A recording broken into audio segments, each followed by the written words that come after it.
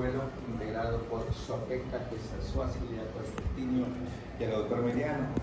El límite interno será el borde interno del aductor mediano, pero también puedes decir el borde externo del recto interno gracilis, que es lo mismo. El límite externo será el borde interno del sartorio y el límite superior, la parte inferior o borde inferior del ligamento inguinal. Este triángulo de Scarpa, llamado triángulo del torito, triángulo femoral, triángulo plural, ¿sí?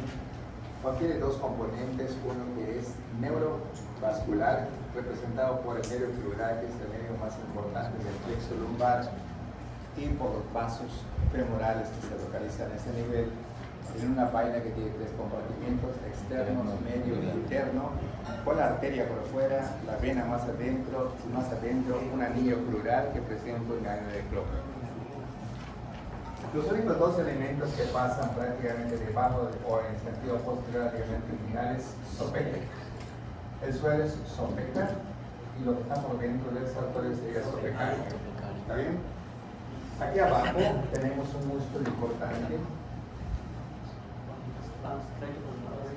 que es el recto anterior o recto femoral, que es un elemento del cuádriceps.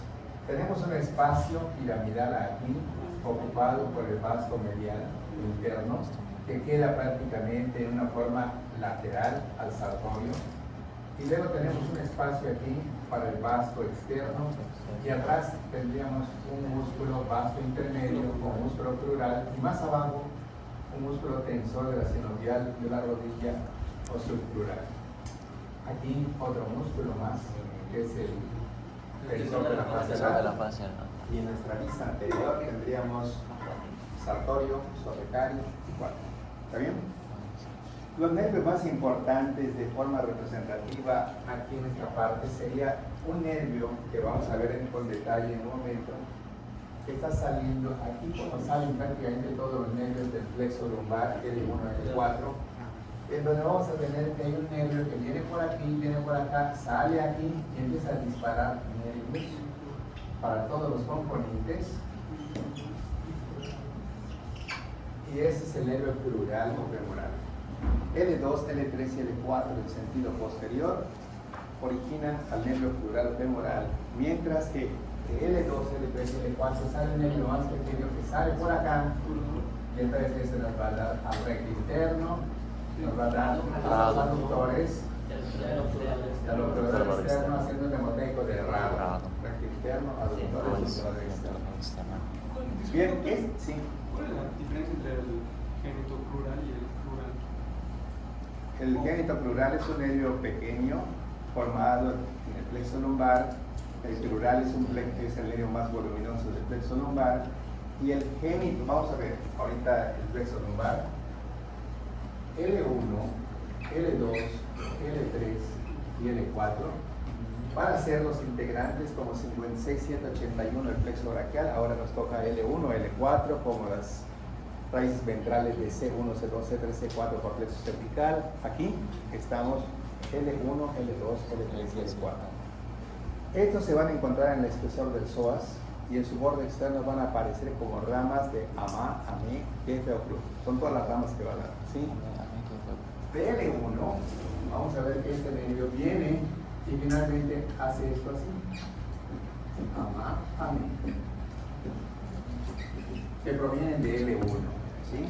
Abdómeno genital mayor, también llamado ilio hipogástrico, y abdómeno genital menor, llamado ilio inguinal. ¿Correcto? L1 nos da una ramita que se une a L2 y aparece entonces el génito femoral o génito plural, que como su nombre lo indica va a tener una rama genital y una rama plural. ¿Está bien?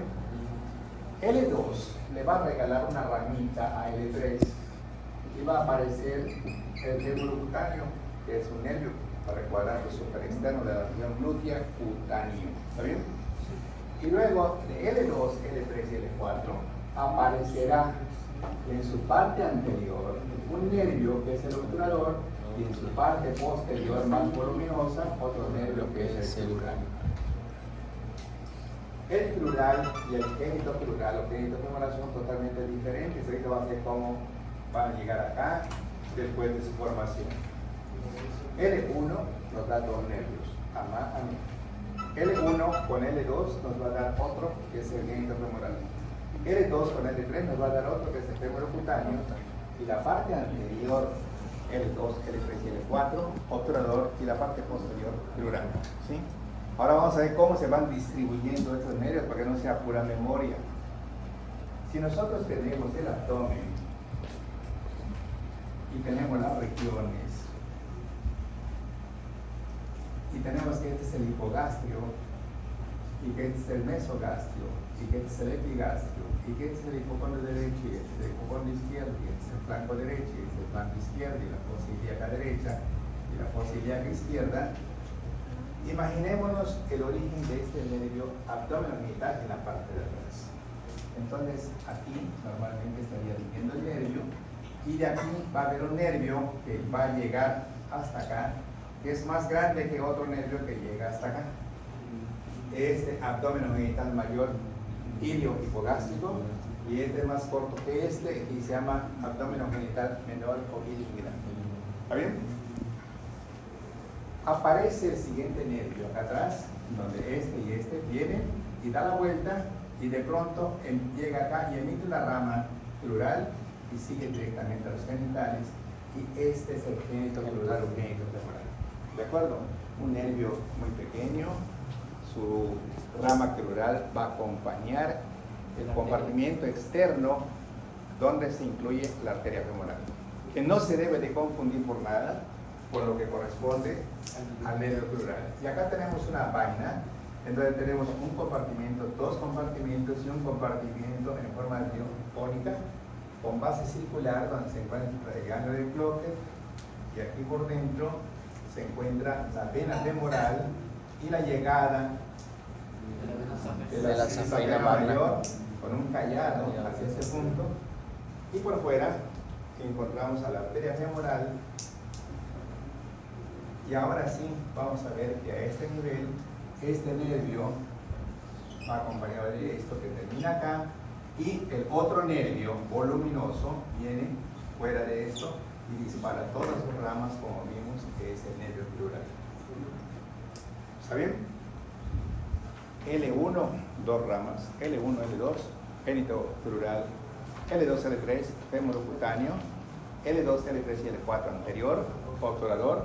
Este se dirige hacia abajo, entra al hueco pélvico, se dirige a la aguja obturatriz, hay un pequeño espacio que no está cubierto por la membrana y sale directamente viendo al primer músculo, que es el obturador externo, lo inerva, emite un ramo interno para el gracilis y a los tres aductores en sentido antero-posterior. Rado, recto interno, aductores y obturador externo, inervados por el nervio obturador, y todo lo demás, como es el sartorio, el psoas-ilíaco, el pectíneo, elementos del cuádriceps, todos ellos por el nervio crural. Quiere decir que, en pocas palabras, todo esto está dominado por obturador y crural. ¿De acuerdo? Ahorita que terminemos esto que estamos viendo, vamos a ver paso a paso qué pasa con el nervio crural, por dónde sale, por dónde llega, qué pasa, cómo se comporta, dónde termina, ¿sí? Y vamos a ver también los otros nervios de la manera más importante, como son obturador crural y el famoso nervio ciático, que toda la parte posterior va a estar inervada por el ciático, ¿sí? Desde lo que es bíceps y aduma, plano superficial y profundo de la cara posterior del muslo, hasta fletiflex, hasta soplagen, hasta PF y TXXP como ramas de este nervio ciático, desde su origen hasta su terminación a nivel de la planta del pie. ¿Tiene alguna pregunta? ¿Cuál es el femoral cutáneo posterior? Fémur cutáneo. ¿Es lo mismo femoral cutáneo posterior? Sí, o fémur cutáneo. Se dirige hacia el cuadrante superexterno de la región glútea, es el que ve la sensibilidad del cuadrante de las inyecciones. ¿Ok? ¿Alguna pregunta? Entonces, todos los nervios, como resumen del plexo lumbar, podríamos decir que es un conjunto de nervios en forma de retroplexo que nace de las raíces ventrales de L1, L2, L3 y L4 en el espesor del psoas, y aparece en el borde externo y empiezan a aparecer las ramas: abdomen genital mayor, abdomen genital menor, génito femoral, fémur cutáneo, obturador y crural, con diferentes puntos donde van a inervar. ¿Por dónde aparecería la rama femoral? ¿La rama femoral? Sí. tan pronto como está pasando acá encima del ligamento inguinal, aquí está el ligamento inguinal, aquí aparece la ramita y baja. La rama crural o la rama femoral es lo mismo crural o femoral. Crural es el mismo término porque es crurizo muslo y femoral, pues porque el fémur es el hueso importante del muslo. O sea que el nervio femoral y nervio crural es lo mismo. ¿Está bien? Ok, entonces, si nosotros nos vamos en sentido posterior, nos llama la atención que en la parte posterior viene una cresta ilíaca, viene la espina ilíaca posterior superior, posterior inferior, escotadura asiática, espina asiática, escotadura asiática menor. Y acá tenemos un cuerpo, y acá tenemos la trología isquiática, la rama superior, la rama anterior, la rama inferior del pubis, etc. Y entonces aquí vamos a tener que viene con la espina ilíaca anterior inferior y la eminencia iliopubiana y luego hacia el pubis. Y acá en la cara externa tendríamos esta estructura. Y partiendo de la escotadura asiática mayor en forma radiada, vamos a tener una línea que va aquí, una línea que va acá, una línea que va acá. Tubérculo ilíaco, tubérculo glúteo, espina ilíaca antero inferior.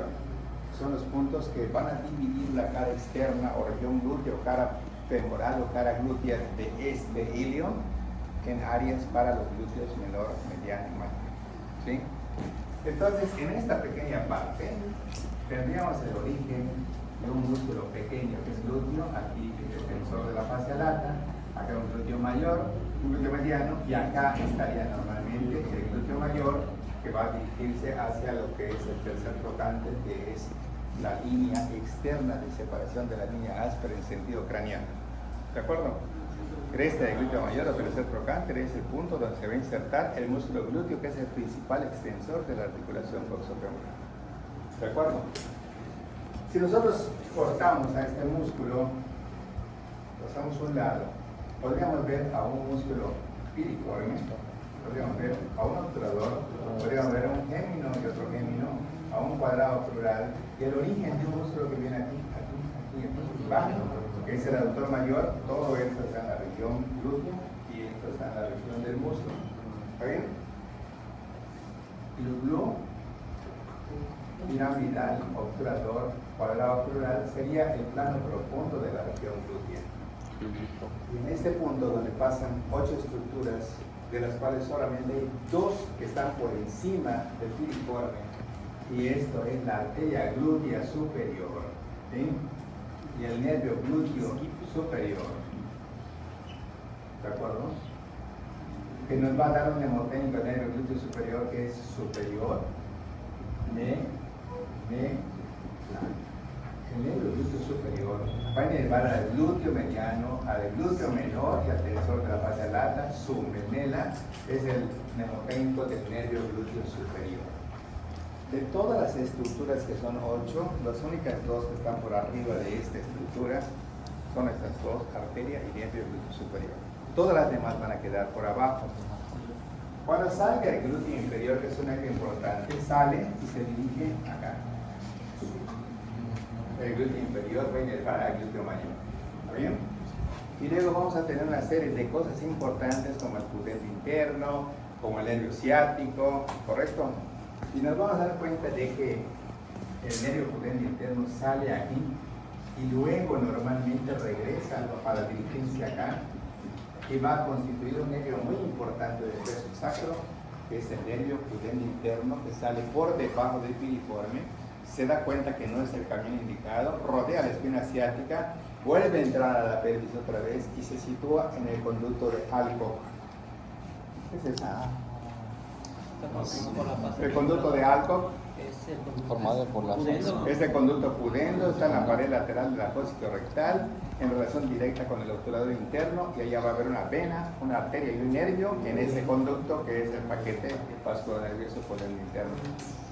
Cuando nosotros vemos entonces que tenemos una estructura, que hacemos un corte sagital, ¿de acuerdo? En donde el nervio hace así y recorre para acá. Estamos hablando del nervio pudendo interno. sale por el borde ciático mayor, regresa por el borde ciático menor, está por la pared interna de lo que es el músculo que está aquí, todo el músculo que va a salir para dirigirse al fémur, ¿correcto? Entonces, este nervio, cuando se está dirigiendo a lo que es la síntesis del pubis, nos va a dar una rama que va hacia el recto. Y esa rama se llama rama anal, rectal o hemorroidal.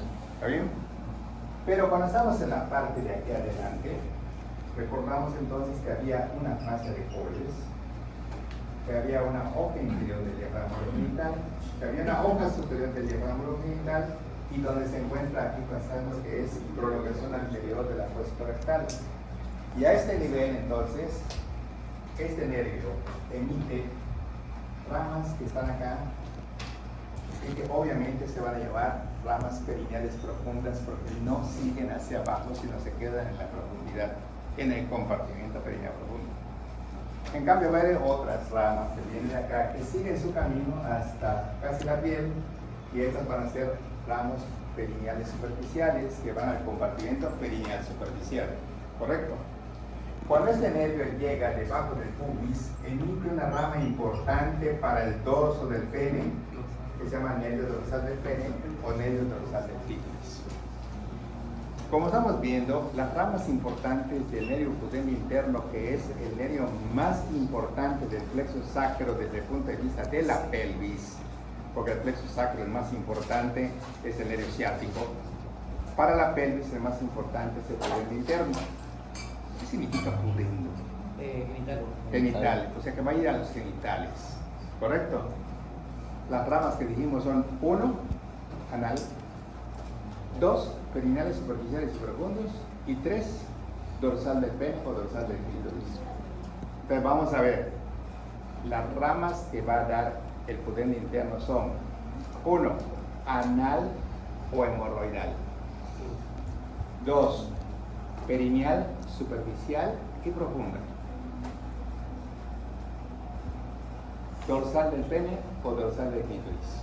¿De acuerdo? Subrayamos la A de anal, peri de perineal y do de dorsal del pene o dorsal del clítoris, que el mnemoteico es aperido, como dicen en el pueblo. ¿Cómo te aperidas, hija? ¿Sí? ¿Cuál está aperido? Aperido son las ramas que vienen directamente de lo que es el nervio pudendo interno. La rama posterior, obviamente, es la rectal o hemorroidal, y las ramas anteriores son las perineales superficiales y profundas, y la más anterior es la dorsal del pene o dorsal del clítoris. ¿Correcto? El nervio pudendo interno, a través de este nervio dorsal del pene o dorsal del clítoris, será el responsable de lo que es la erección, ¿de acuerdo? Y cuando hablamos de una relación sexual, hablamos que para que exista una relación sexual, obvio que debe de haber mínimo 2 personas, ¿correcto? Y obvio que ambas personas van a pasar por diferentes etapas, ¿correcto? Una etapa de erección, una etapa de lubricación y una etapa de eyaculación. ¿Es correcto? Hablamos la otra vez que el tejido eréctil, como el clítoris, como el pene, es un tejido que cambia su forma, su tamaño y su consistencia por un llenado vascular. ¿De acuerdo? A continuación de que existe esta erección, empieza a haber una lubricación de ambas partes. Las glándulas vaginales, vulvuretrales, producen secreciones que facilitan la penetración, y el pene, a través de sus glándulas paroretrales, las glándulas de Cooper, la próstata, las vesículas seminales, todo eso, también causan un líquido previo a lo que es la eyaculación, que sirve para facilitar la penetración. ¿Líquido qué? Es el líquido de lubricación preseminal, así es. Entonces, finalmente, la eyaculación se manifiesta como... ¿sí? En la cabeza del glande hay unos pequeños, en la parte inferior hay unos pequeños, hay un anillo, como pequeños puntitos. ¿Es cierto que son para ayudar a la lubricación también? No, esos pequeños puntitos es el punto de fijación del prepucio, que normalmente con los ejercicios durante la etapa de la lactancia, mamá le hace al bebé un movimiento que el pediatra les explica para evitarse una circuncisión. Y entonces al desprenderse normalmente eso deja unos puntitos como si fueran cicatrices, puntitos uniformes a todo alrededor en ocasiones, no siempre. ¿Está bien?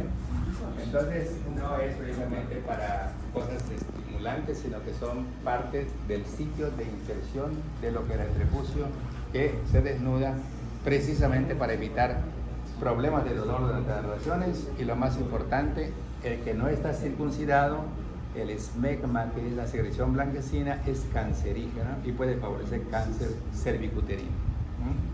Entonces es muy importante, ¿verdad?, que el varón debe de estar circuncidado, o bien, si no tuvo circuncisión, pues normalmente mamá se habrá encargado del ejercicio para evitarlo.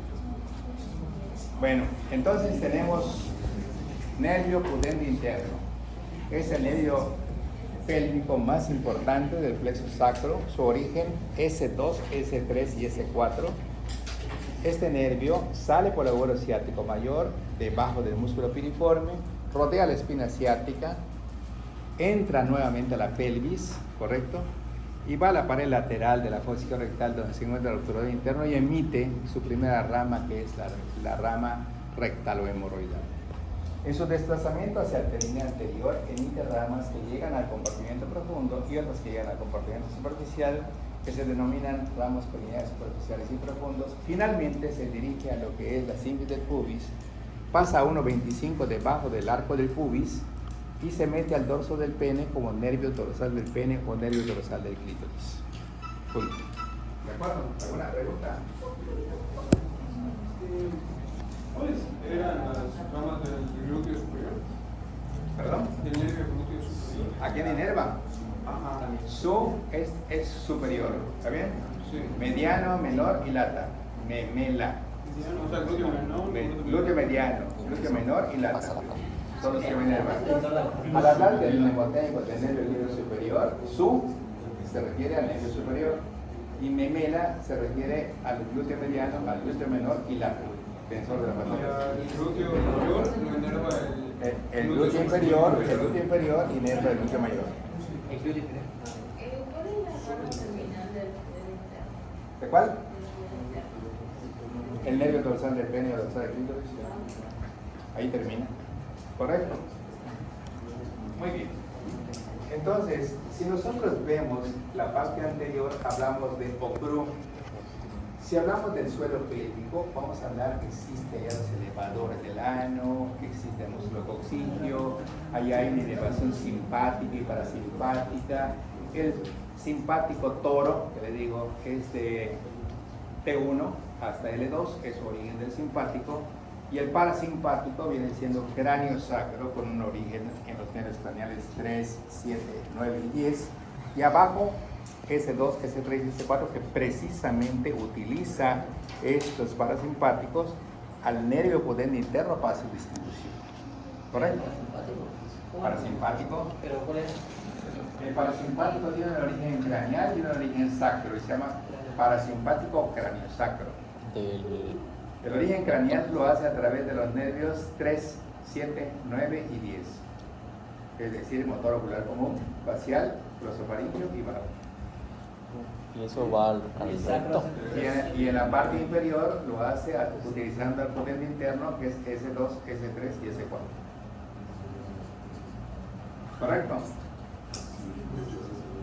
Para hablar del nervio ciático, que es el nervio más importante, que se va a distribuir en la cara posterior del muslo, plano profundo, plano superficial, y en los 4 compartimientos de la pierna, el anterior, el lateral y el dorsal profundo y superficial, y en la planta del pie a través de sus nervios anterior y posterior, que es el fibular común, etcétera, que vamos a ver ahorita. Vamos a iniciar todo el recorrido del nervio ciático y ver de qué manera se encarga de inervar todo.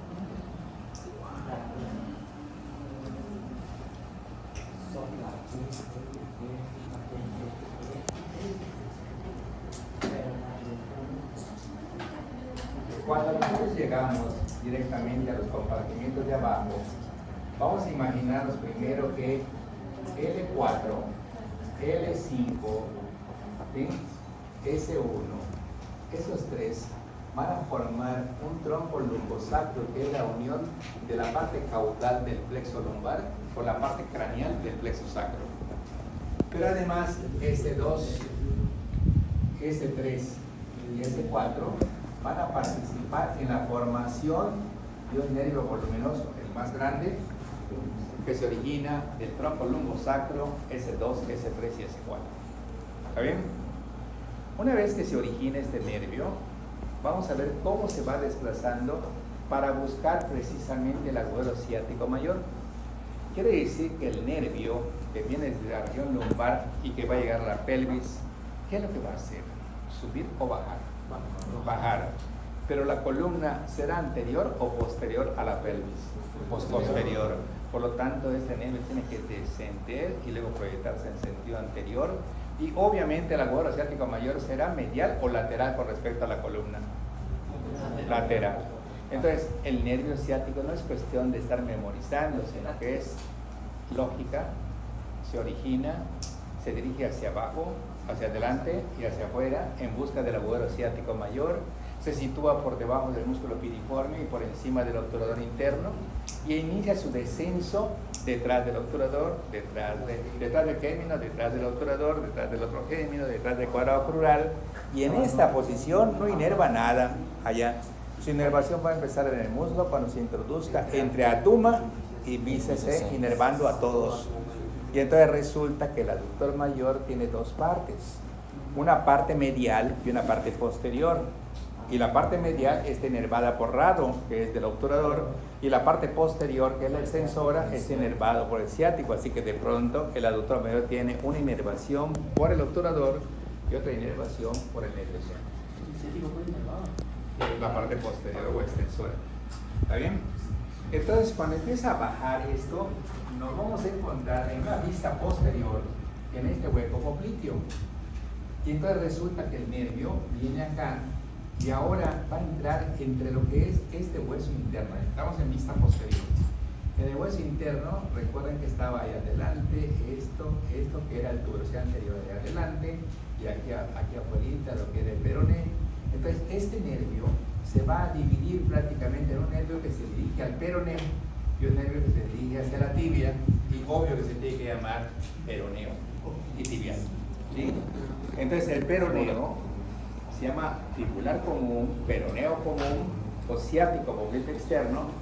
Va a tener algo importante porque a nivel de la cabeza del peroneo la rodea, y precisamente al rodearla para pasar a la parte anterior emite una ramita que es el fibular superficial o músculo cutáneo y cae allá adelante y como nervio tibial anterior o fibular profundo.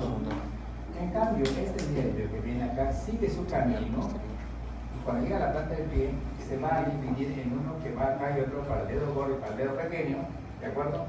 Plantar interno y plantar externo, pero en su recorrido va a quedar exactamente entre fletiflex en la profundidad y soplagen en la superficie, inervando a todos. ¿Correcto? Entonces, obviamente este nervio, si lo vemos aquí de frente, sale el nervio, está en la parte posterior, empieza a bajar el nervio. De pronto, en una vista anterior, como si estuviéramos viendo acá el hueco popliteo, en la parte posterior, entonces un nervio va a venir acá, otro nervio va a venir acá, ¿correcto? Uno se llama tibial y otro se llama peroneo. Este peroneo rodea y nos va a dar una rama aquí, va a venir en la parte anterior y va a venir por el dorso del pie. Y el que está prácticamente atrás va a seguir todo atrás. Y cuando llegue acá va a ser así y va a ser así. Este es el nervio tibial que finalmente va a terminar en plantar interno y externo. Y este es el nervio fibular o peroneo común o ciático popliteo externo, que rodea el cuello de peroné y va a dar el peroneo superficial o músculo cutáneo y viene adelante como tibial anterior o peroneo profundo o fibular profundo. ¿De acuerdo? De esta forma, nosotros podemos saber que a nivel de la extremidad inferior, nuestro muslo en una vista anterior está inervada por ocrum, obturador y crural. Que el tensor de la fascia lata no tiene nada que ver con el crural porque está inervado por el glúteo superior. que a nivel de la región glútea, el glúteo menor y el glúteo mediano igual por el glúteo superior y que el glúteo mayor por el glúteo inferior.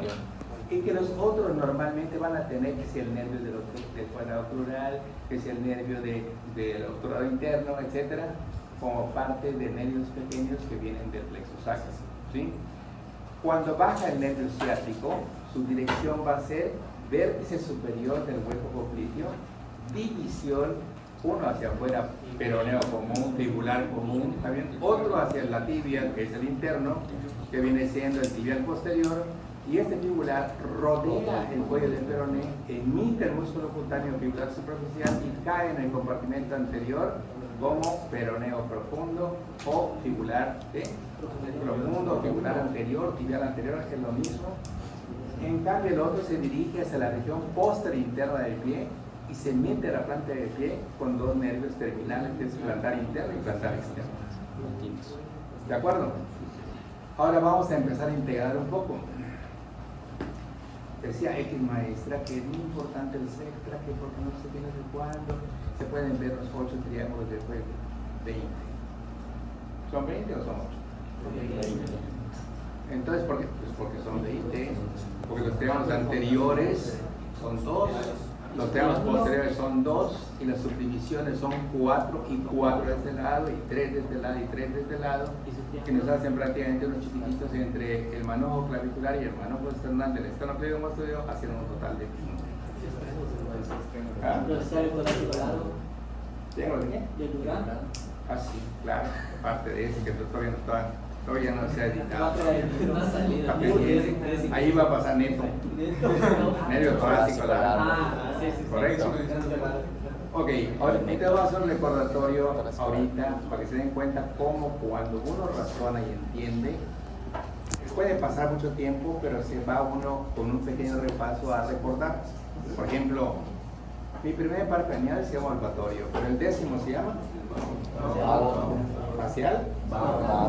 El 7º se llama facial y el 8º se llama vestíbulo coclear.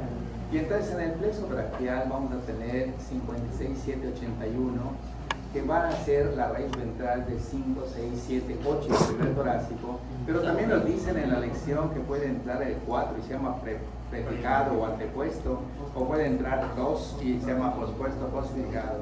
Y también hicimos el mismo razonamiento de que estamos en la región cervical y tenemos que llegar al triángulo escaleno, y por lo tanto tiene que descender, dirigirse hacia adelante y afuera para ir y meterse en ese espacio. Y ahora sí la orden es que cada quien agarra a su pareja, y 56 agarra a su pareja, el 81, ¿sí? Y el 7 se queda solo, y entonces su nomenclatura la hace en base a su posición, a la arteria subclavia, si queda arriba, si queda atrás, si queda abajo, como superior, como medio y como inferior.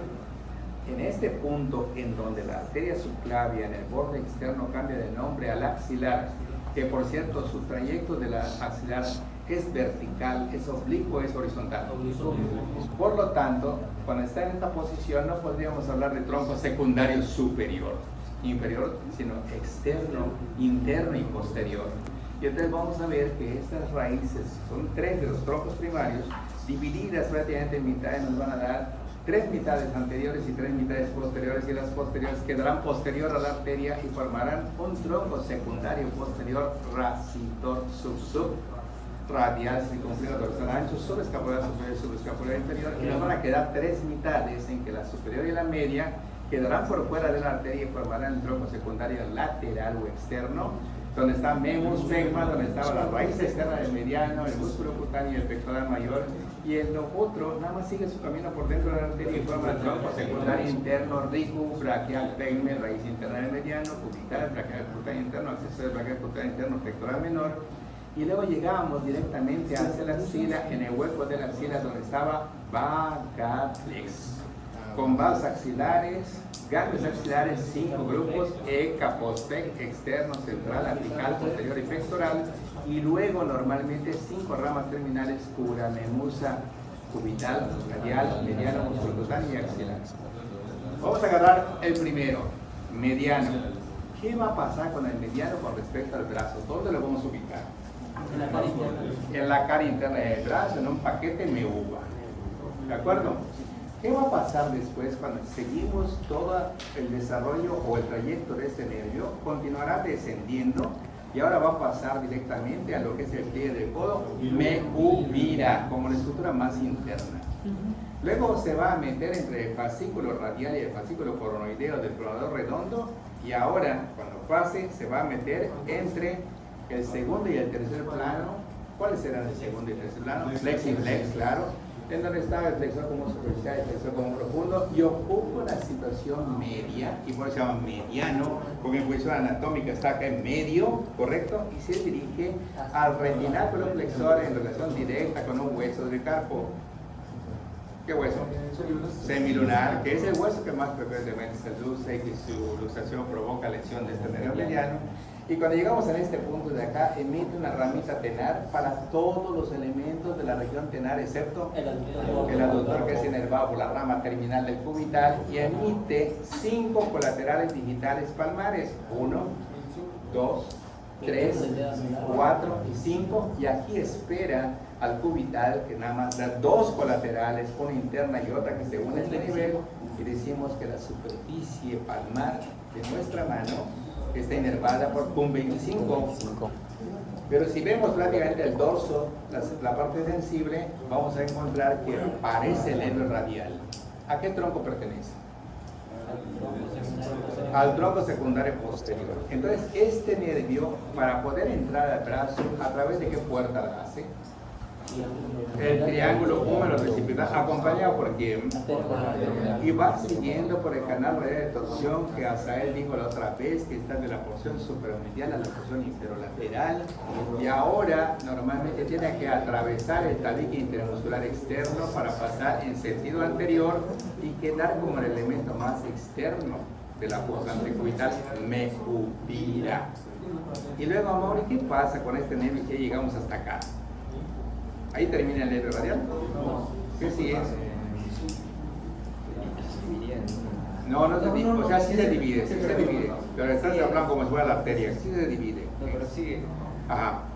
¿Dónde termina el nervio radial? ¿Dónde termina? No, el nervio radial no termina acá. ¿Dónde termina? A 1.25 debajo del pliegue del codo frente al cuello del radio, se divide en rasgo y en ripo. ¿Qué era rasgo? Rama anterior superficial cutánea que continúa su curso distal, cruza superficialmente por encima de los tendones de la tabajera anatómica y termina en 4 colaterales digitales dorsales, que junto con 3 que vienen del nervio cubital nos dan pura 34. Pero este nervio que se divide en una rama superficial cutánea emite su rama principal, que se dirige hacia atrás como ripo. ¿Y ripo a quién atraviesa? Hay un músculo que tiene que atravesar para que... ¿Cuál? Sí, hay un músculo que está en el fondo del pliegue de codo, de la fosa antecubital, que tiene que atravesar para luego descender entre SUAP, ex y QA, supinador corto. Inerva este supinador corto, inerva los 9 elementos que tenemos en la parte posterior y desciende normalmente con un solo nervio, y nosotros nada más pensamos, ¿tiene nervio cubital? Pues yo tengo que un líquido, dame chance. Recuerde que en su tiempo, rama interósea posterior del nervio radial. Y con respecto al extensor largo del pulgar, como que estás muy duro. Rama interósea posterior. Esto me recuerda mucho una vez que yo estaba en Siuché comprando payuca viniendo de Chetumal, y cuando eso estaba muy de moda, que las personas que te atendían tenían su calculadora, ¿sí? Y te decías, ¿cuánto vale una bola de queso? Por decir un ejemplo, 100 pesos. Oye, ¿y si compro 3?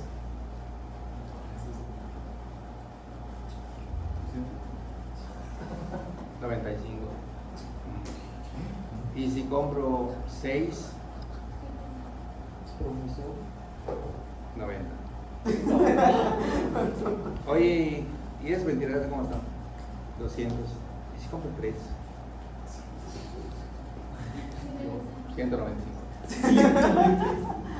Oye, ¿y si compro 6? Aquí es 190, con su poco. O sea, pues has quitado 5 juegos a cada cosa, es todo, ¿no?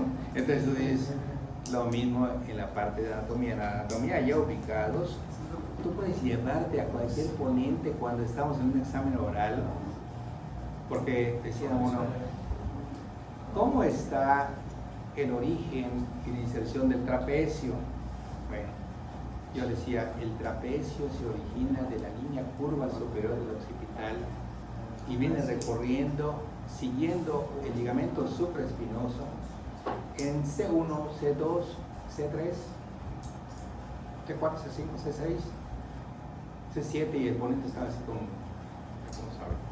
Y T1, T2, T3, T4, T5, T6, T7, T8. O sea, bien podía decir línea curva superior del occipital, todas las cervicales hasta T11 y ya está, pero se trataba de apantallar. Entonces de este, más este, llegas hasta abajo y ahora te diriges hacia la escápula.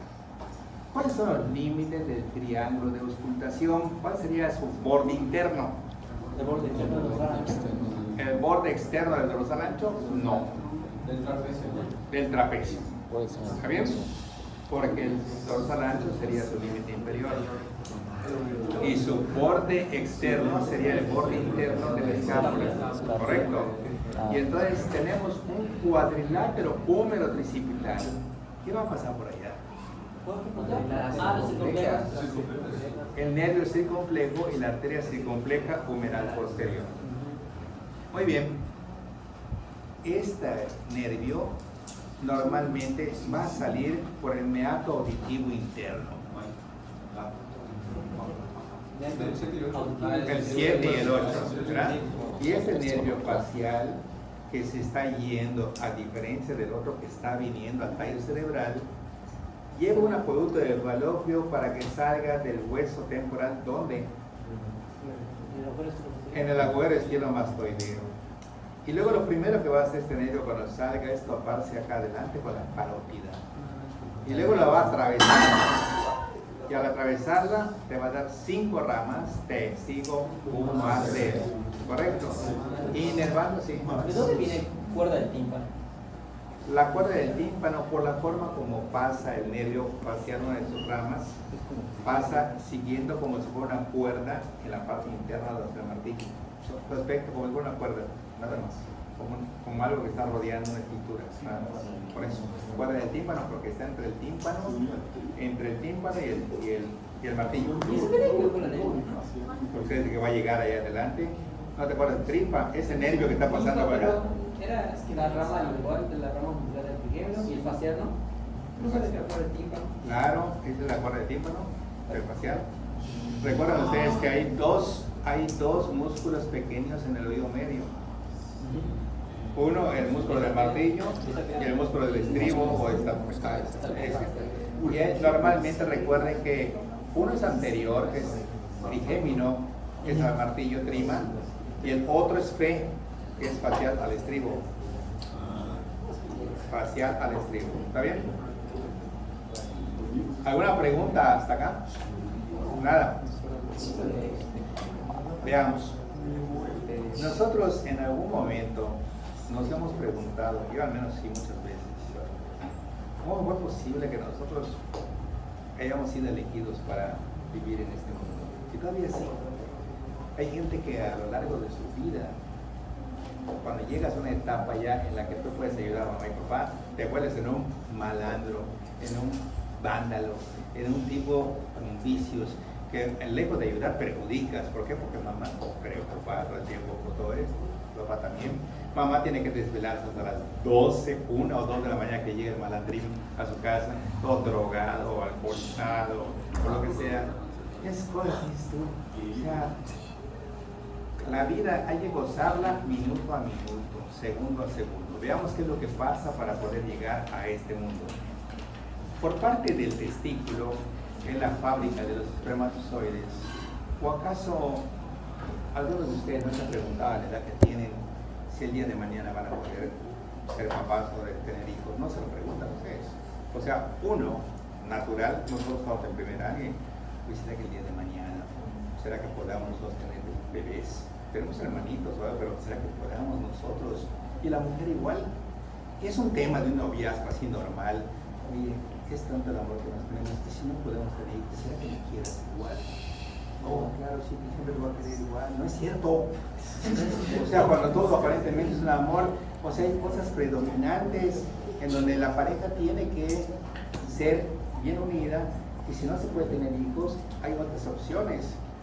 Opciones como cuáles. Pues a lo mejor el varón no puede tener hijos, bueno, pero no por los hijos que le pueda dar, pero si permite que este cuerpo de la mujer que está fértil pueda tener hijos, yo puedo conseguir bajo el permiso de él una inseminación de un donante en que el donante jamás se va a enterar quién es el receptor y el receptor jamás se va. Nunca.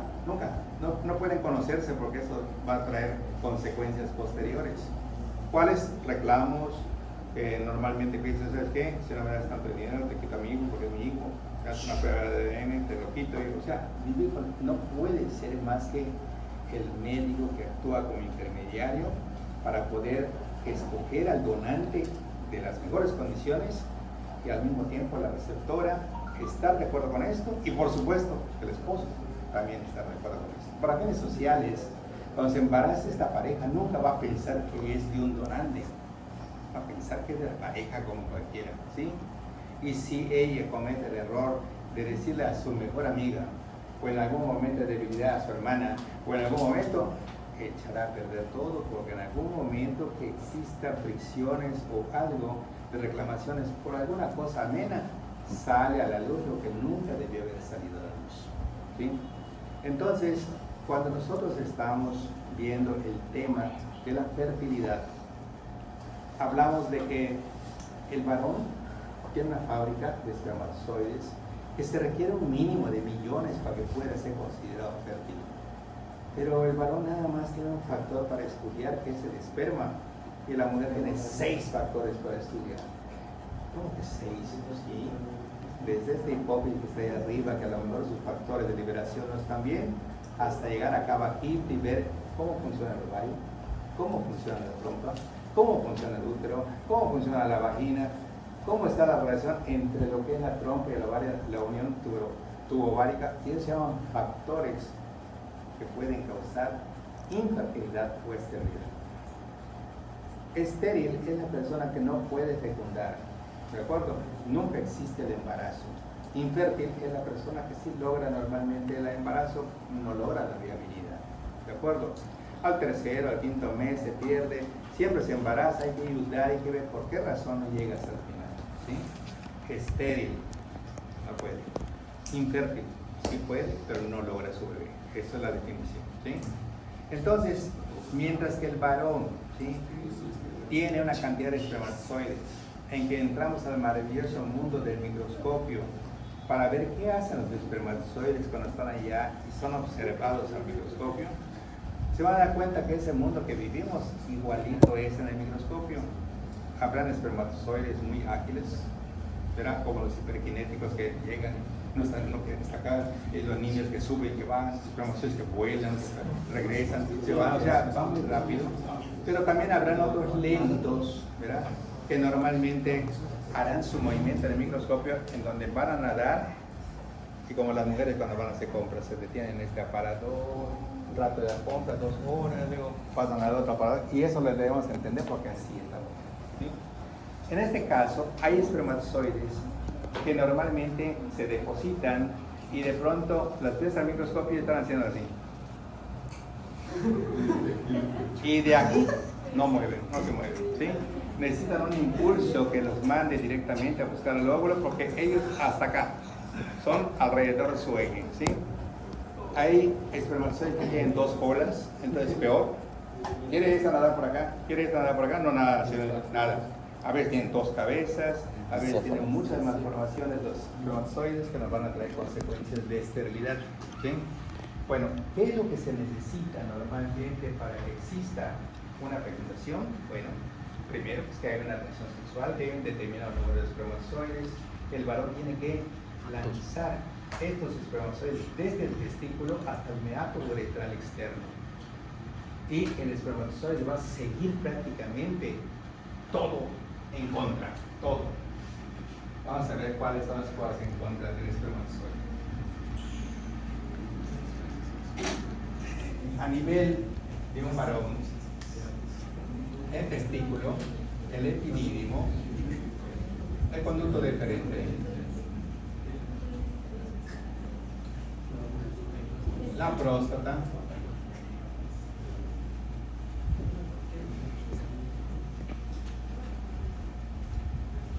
los tubos seminíferos que vimos otra vez, contorneados y rectos, la red de Haller, todo eso. Aquí los tenemos prácticamente como si fueran secciones triangulares, que son los lóbulos testiculares, y acá tenemos unos tubos contorneados, unos tubos rectos, una red de Haller, y de aquí unos vasitos que salen de 15 a 20 para poder llegar al epidídimo. Primer problema de los espermatozoides: cuando existe la excitación, existen movimientos del testículo y hay una alarma como que dicen en cualquier momento van a salir disparados. Cuando empieza todo este movimiento, que es como si fuera un simulacro de un terremoto, los espermatozoides van a ir rápidamente hacia lo que es el hilo testicular, que está en la parte posterior.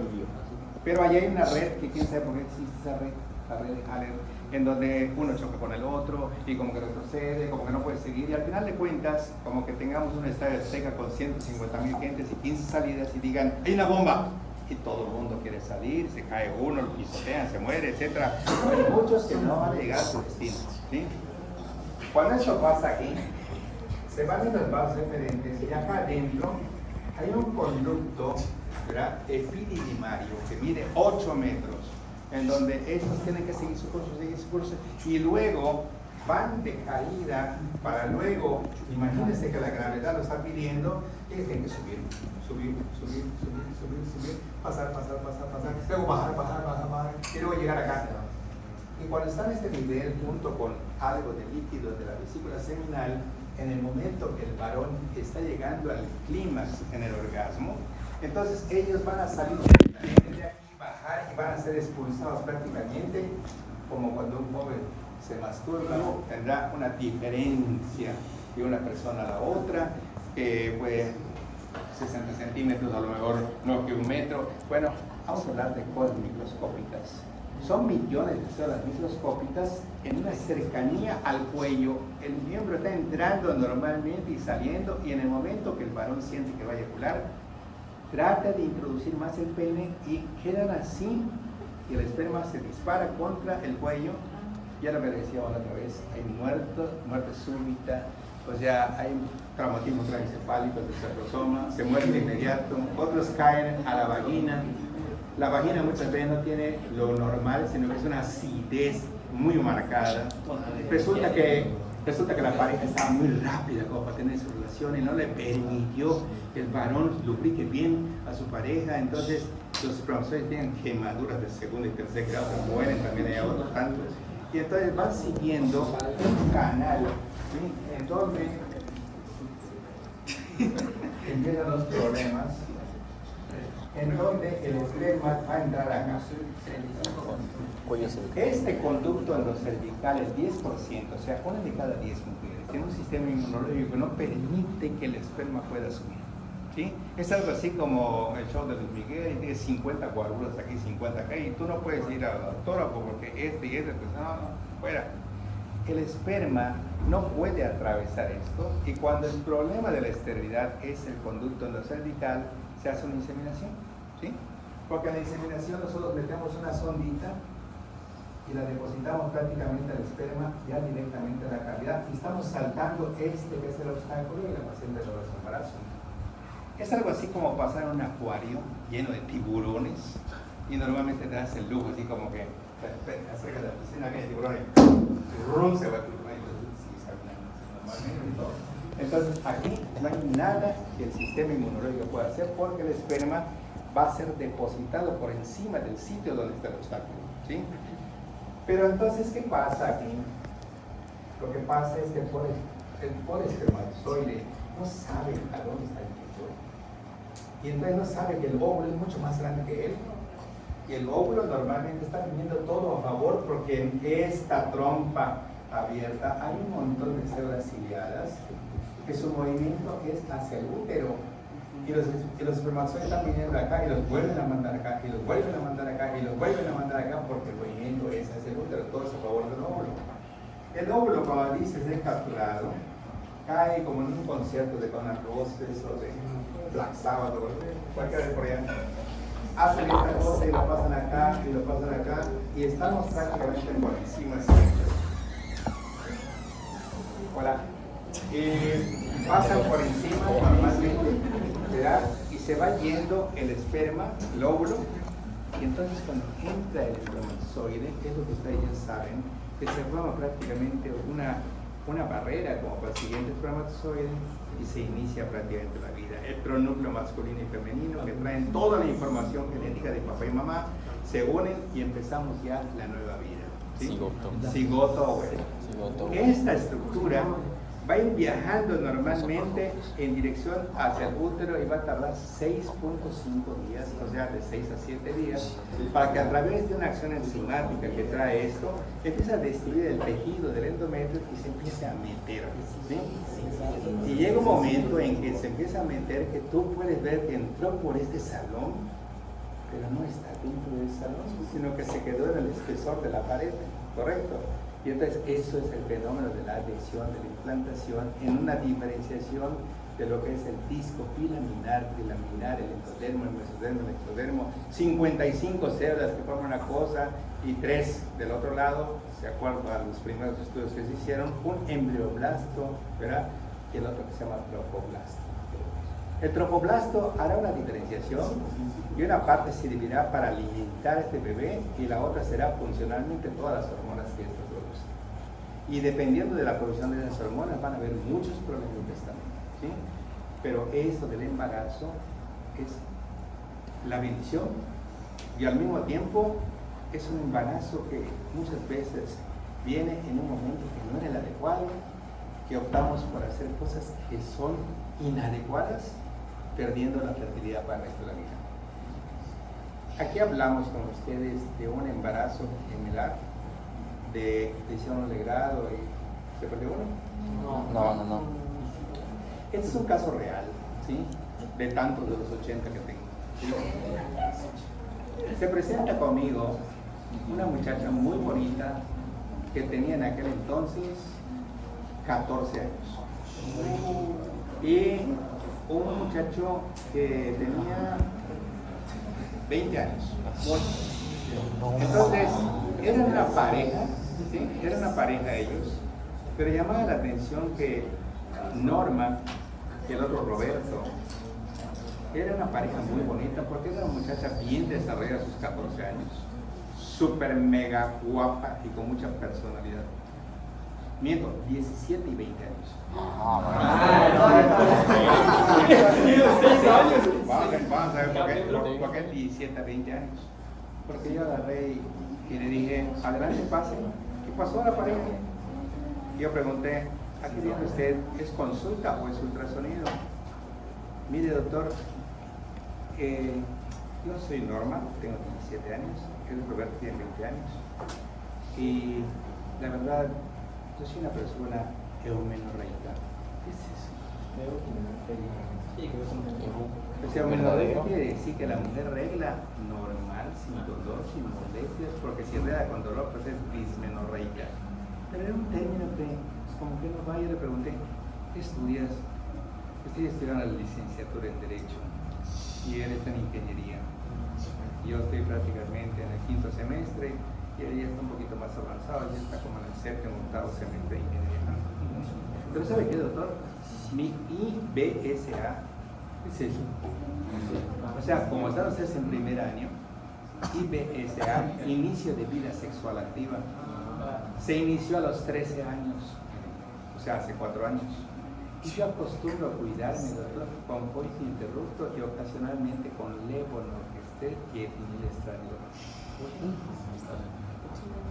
O sea, yo apantallado de la forma como ella se expresaba. Y la verdad, doctor, pues me hizo una fracción beta en sangre y entonces salió positivo. Y también leí que el 97.97% es realmente positiva, pero a veces es falsamente positivo. que te opine para saber si realmente estoy o no estoy embarazada. Ok. Mi consultorio estaba en esta posición. La cama aquí normal, mi ultrasonido aquí, pasillos para las personas que van a consultar. Y agarré y me puse a hacer el ultrasonido. Y entonces me encontré con esto. El monitor de mi ultrasonido. Yo sentadito aquí normalmente la mesa de exploración, ella está aquí. Yo estoy sentado aquí normal y Roberto está de este lado. Y cuando hago hacia el transductor, me encuentro con una imagen en donde veo un útero, veo esto, veo esto, veo esto, veo esto. ¿Qué es un embarazo gemelar? ¿Está bien? De pronto me dice al paciente, doctor, o sea, como que yo me voy, doctor, ¿sí? ¿Estoy o no estoy embarazada? Y yo lo vi emocionada y le dije, estás bien embarazada. ¿Por qué me dice eso, doctor? Yo emocionado, ¿sí? Porque mira esto, esos puntitos que estás viendo que están allá brillando y que te lo voy a poner con el doctor para que le escuches el...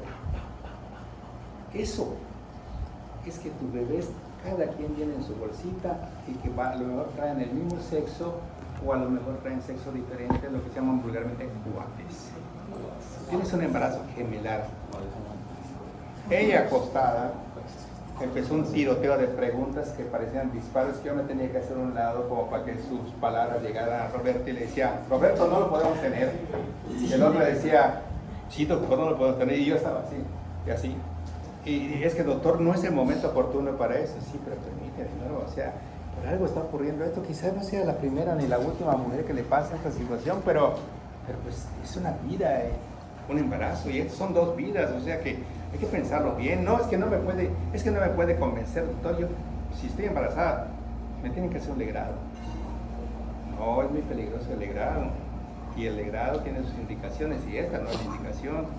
Pero doctor, si voy aquí, me lo hace fulano. Si voy acá, me lo hace sultano. Si voy aquí, no, pues, sí, pero ¿y eso qué? No, que yo averigüe cuáles son los lugares y yo quiero ver si usted me lo puede hacer. No, yo no te lo puedo hacer. Yo tengo que tratar de convencerte, porque soy antiabortista, y yo lo que quiero es que tú entiendas que yo te voy a apoyar y ojalá que venga tu mamá o tu papá y que podamos platicar sobre esto y poder convencer que lo tengas. No lo podemos tener, doctor. La senté, hablé como 50 minutos con ella y le dije, mira, la vida no cualquiera la tiene. Tú tienes en tu vientre un embarazo gemelar. Te aconsejo que no vayas a hacer por nada del mundo cosas que puedan traer como consecuencias que tú pierdas tu posibilidad de fertilidad después de esto. Porque fíjate que te puede dar hemorragia, te puede dar infección, puedes perder la matriz, puedes tener esterilidad después. Muchas cosas negativas. Yo te sugiero que lo platiquen con calma. Es que, doctor, me lo voy a hacer porque me lo voy a hacer. La clínica del terror, allá en Plaza Oriente, aquí donde está la línea de Atocha enfrente. Yo creo que allá voy a ir, doctor. No te lo recomiendo. No te imaginas cuántas complicaciones tiene esa persona que está allá. No te imaginas cuántos úteros han sido perforados y cuántos han perdido hasta la vida por un legrado. No te lo recomiendo. Y yo seguía, venía a la secretaria, doctor, hay 2 pacientes que se están orinando. Que orinen, doña Miriam, que orinen, ahorita.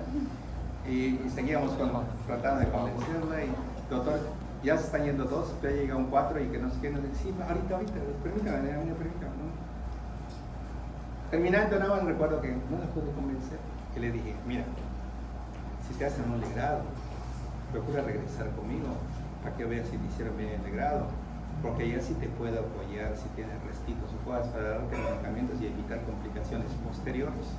Yo no te puedo hacer legrado, ni estoy de acuerdo con eso. Y se fue.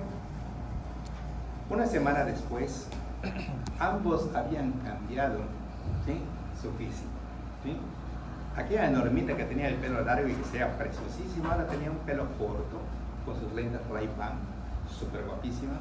Y el tipo nada más decía aquí, Real, algo así, que era algo así como Roberto Elías o algo así.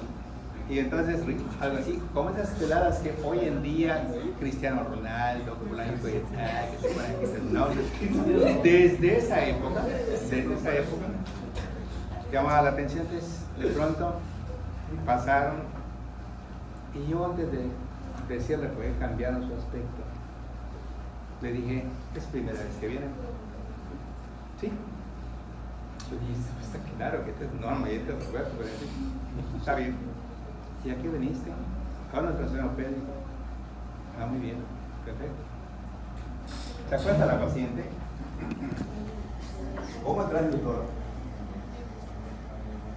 ¿Y me encuentro con ella? Sí.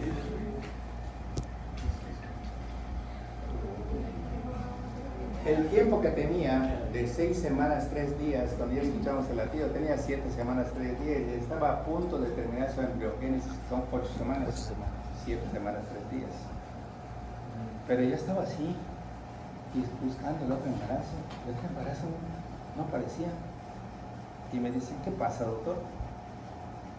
Permíteme, le digo, porque estoy checando bien mi embarazo. Sí, tu embarazo. Mi embarazo, no está usted confundido. A ver, vamos a otra vez. Ahora, la semana anterior tú hiciste un tiroteo de preguntas y ahora vienen las mías. Tú eres Norma, que tienes 17 años, que estás en la licenciatura de Derecho y estás en el 5º semestre. Y tú no eres Roberto, que tú estás en el 5º o 6º de Ingeniería y que tú tienes 20 años y que tú tienes 17 años. No son ustedes.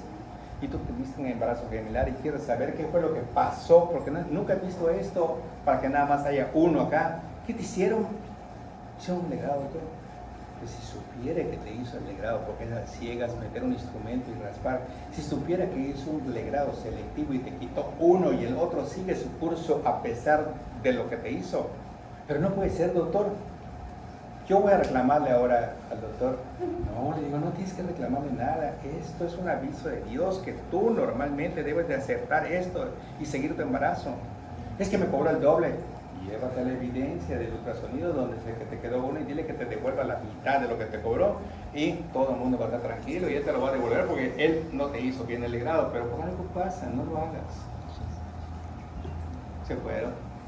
Pasaron 3 semanas y de pronto Norma regresó. Norma regresaba ya con su mamá. Ya no estaba Roberto. ¿Sí? Ya en ese momento que estaba pasando en mi mente, pues ya lo saben, mamá, ya lo saben todos. Y Roberto ya no va a regresar. Estaba huyendo como fue caballero. ¿Sí? Entonces, ya agarro y la veo en una época de calor. La veo con temblor. ¿Sí? Está con su chal. ¿Sí? Y nosotros muriendo de calor y sudando y ella, o sea que además tenía calosfrío, ¿sí? Que indicaba que había un proceso infeccioso que obvio tenía que ver con el legrado que se le hizo. Y de pronto le dije, no, ya lo sabe tu mamá. No, no vas a ver tu mamá. No lo sabe, no. ¿Qué fue lo que te pasó? Íbamos caminando adelante y la mamá iba atrás. ¿Qué fue lo que te pasó? Le digo, lo que pasa es que el doctor me dijo que usted no vio que tenía un quiste y entonces me tuvo que operar. ¿Cómo? Sí, me tuvo que operar para quitarme. ¿Te mostró el quiste? No, que porque estaba roto. No hay ni un quiste. Lo que pasó aquí, le digo, es que te perforaron la matriz y tuvo que entrar para que repare el sitio donde estaba la hemorragia. Y me imagino que a lo mejor ya tienes un absceso, o sea, pus dentro del abdomen. Ojalá que me equivoque. Le pongo el transductor y veo al otro así. Nadando en el material purulento de una pelviperitonitis. Hago así y me voy por la correa parahipocórica y llego hasta el vaso hacia, me voy hacia el hígado, calculo todo el líquido y todo el absceso, 2 litros 300 de pus dentro de su abdomen. Y ahora yo hablo con la mamá. Miren, no sé si usted está enterada, pero se lo voy a decir porque esto es grave. Esta muchacha está con septicemia, es un problema delicado. No sé si usted lo sabe, pero se lo voy a decir. No le diga, no se lo tengo que decir. Esta muchacha vino aquí por un embarazo con el tal Roberto, que no ha regresado, por lo visto todavía no va a volver.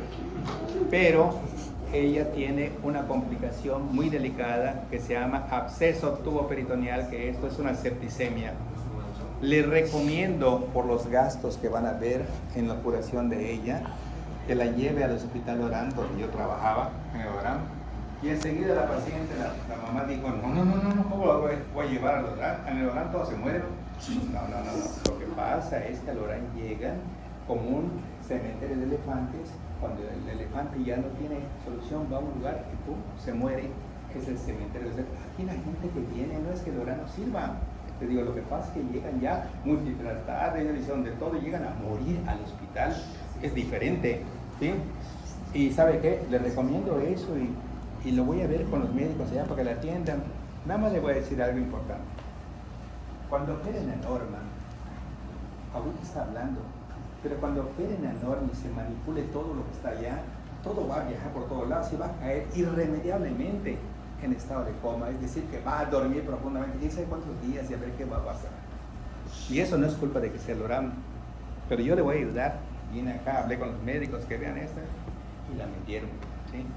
Y estaba el útero, o sea, una fertilidad, pero así todo el cuarto de inmediato, todo.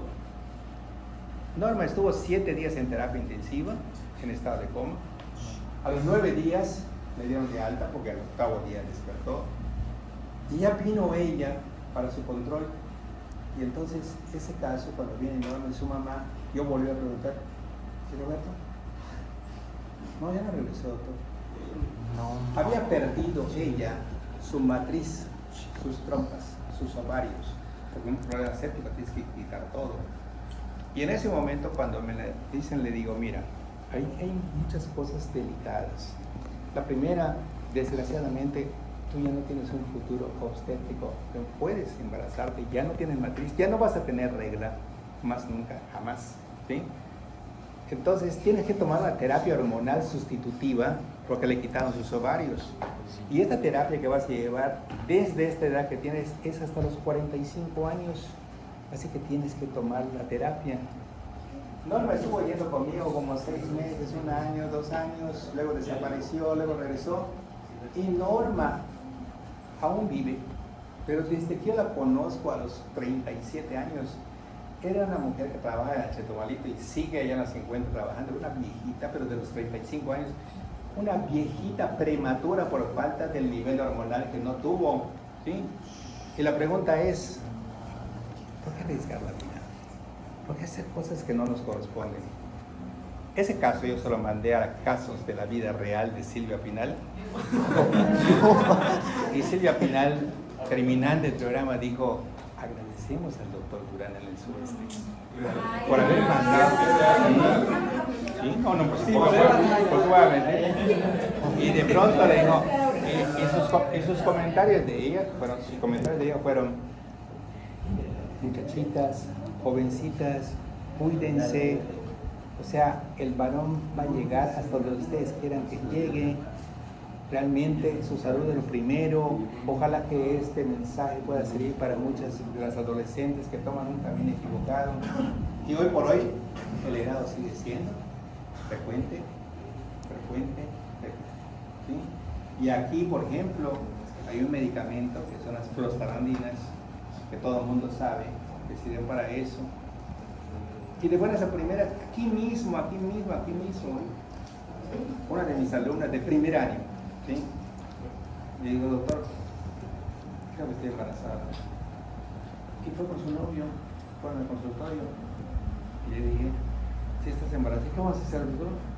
Tenerlo. O sea, hay que hablar con tus papás y esto y lo otro. Doctor, eso no podemos tener, Aquí entre nos, si algo le reconozco a Centurión Peniche, maestro de ustedes, ¿sí? Si algo le reconozco a Centurión Peniche, que Centurión Peniche, por los problemas, era novio de la que es su esposa, ¿sí?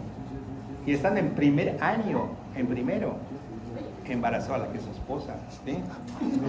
Y se aferró a la vida y salió adelante. Doctor, ahorita. Así que desde que era estudiante, en segundo año, ya tenía a su bebé, que es una de las maestras de allá. Sí, la más grande de ellas, la más grande. De las dos, luego tiene tres niñas, creo que, ¿no? ¿No? 3. Sí, la grande se llama Marta, Ahí está, pues Marta, porque su esposa es Marta, es. ¿Sí? Entonces, con todas las cosas, Centurión nunca declinó en seguir adelante. Y trabajaba y estudiaba o sea, mis respetos. Es mi amigo y todo, pero sí es de respeto porque él es un ejemplo de los que lucharon y pasaron muchos años y siguen juntos y todo bien, pero es perseverancia.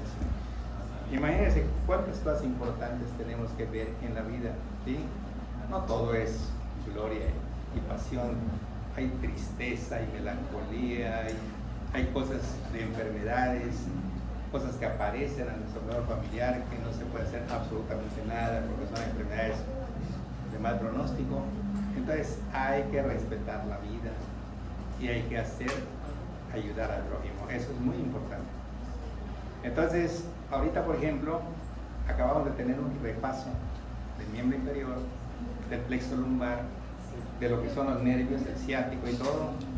Y ahorita también pusimos unos ejemplos de lo que es la fertilidad, de la esterilidad, de qué se necesita para el embarazo, de cuántos días hay que llegar este cigoto hasta el útero, cómo se implanta, qué es lo que sigue. Entonces, que aprovechen que están en el lugar indicado, en una de las carreras más hermosas, pero también más tormentosas en tiempo. En bullying somos de lo peor. ¿Sí? Los que son buenos, por ser buenos, los van a bullear. Los que son malos, peor todavía. ¿Sí? Entonces, de todo eso hay que aguantar. ¿Sí? Mi lema siempre ha sido de que hay que saber aguantar. Como me quedan 10 minutos, les voy a platicar qué es saber aguantar, porque es una plática que damos a Lorán. Yo decía, momento, es tiempo de reflexionar. La residencia es un lugar en donde existen a cada rato castigos, en donde el que está arriba por mal preparado te castiga por cualquier cosa. El que te hace bullying porque eres un interno y ni te pelan ni nada, que te dice anda a comprar una cajetilla de cigarros. Yo no lo voy a hacer, no lo voy a hacer, ok. Es cierto, no te puedo exigir que lo hagas, pero si en un momento dado digo, ¿qué te voy a decir? ¿Cómo lo toco? Yo te voy a decir, ¿te estás burlando de mí? Y te voy a decir, mira, te estás riendo. ¿Cómo estás veterano? No me estoy riendo. O sea, ya tienes 2 guardias. Así, doctor. Tienes 3 guardias. Doctor, ¿qué voy a hacer de tus 3 guardias? ¿Y tú crees que eso es un vacile? Que el viernes que tú te vas a ir a tu casa todo cansado porque el jueves tuviste guardia, te dicen, no te puedes decir, tienes 3 guardias de castigo, te vas a quedar hoy, mañana y pasado mañana como los ciclones encuartelado. O tú te quieres quejar y quieras llorar, pues puede, tienes que aguantar. Con su defecto, me voy. Cuando nosotros estábamos en la carrera y tuvimos nosotros nuestros problemas propios de cada jerarquía, me tocó entonces como médico de base ver a un clon, pero mujer, de como yo era. De pronto pasamos la visita, ¿sí?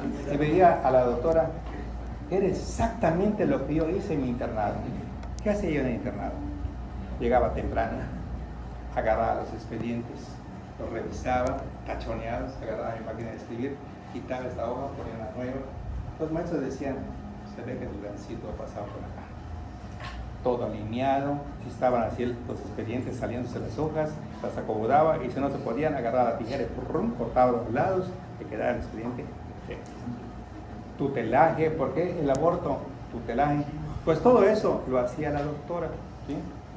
Y la doctora entonces en un momento dado me puse a platicar con ella y le digo, oye, ¿de dónde eres tú? Le digo, Baja California.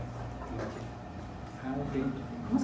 ¿Cómo es que viniste a escoger esto de acá? Pues porque así me tocó, doctor. O sea, y tú vives cerca, por lo visto, de la frontera con Estados Unidos. Sí, llega media hora en cruzo y ¿qué más? Mis papás viven en San Diego. ¿Quiénes son sus papás? Mi papá es multimillonario, doctor. Mi papá tiene 7 Rolls Royce en la casa. 7 Rolls Royce en la casa. Tiene una fábrica de jamones, una empacadora y todo. Tiene unos ganado de raza, de mucho dinero, doctor. ¿Tú qué haces acá? Le digo, doctor, le repito que yo dije que si llego a pasar mi examen, las cosas monetarias y las ventajas que yo tuviera no tenían por qué existir, y mis rezos fueron para que yo me fuera al lugar donde me fuera a tocar, hacia el resto del mundo. ¿Hablas inglés? Yes. Y me dice, pero así como para entablar una plática, así como que te diga, what's the matter with you? O te diga, follow me. Eso y más. ¿Por qué entonces no te quedaste en Estados Unidos teniendo todo el por lo mismo, doctor? La doctora era muy buena y la castigaban a cada rato, ¿sí?